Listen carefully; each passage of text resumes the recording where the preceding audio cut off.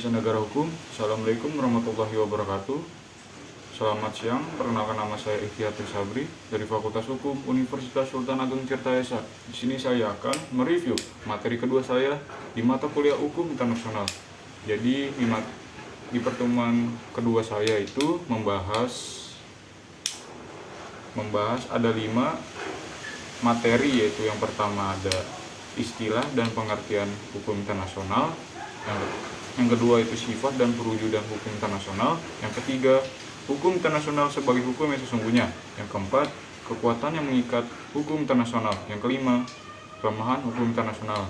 Jadi yang pertemuan kedua saya itu lebih spesifikasinya itu lebih membahas yang materi yang pertama dan kedua sebenarnya. Jadi saya jelaskan dulu yang istilah dan pengertian HI. Jadi istilah pengertian HI dalam bahasa Inggrisnya itu ada international law, the law of nations, law of among nations, international public law, international state law, international private law, itu dalam bahasa Inggrisnya. Kalau dalam bahasa Indonesianya itu hukum internasional. Jadi saya memberikan 3 pertanyaan tentang perbedaan.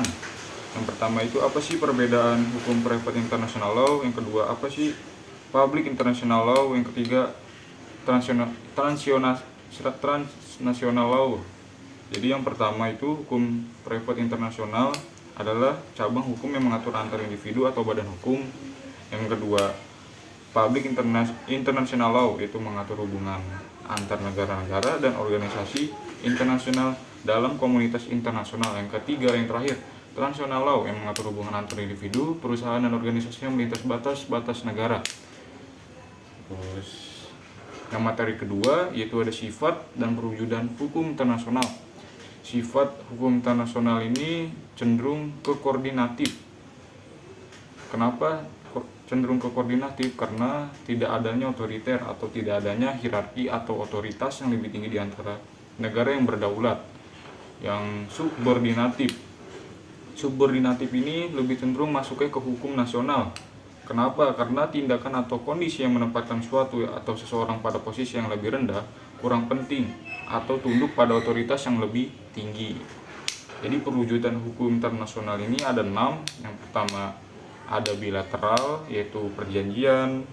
Yang kedua ada trilateral, yaitu kerjasama antar negara. Yang ketiga ada multilateral, yaitu perjanjian yang melibatkan banyak negara.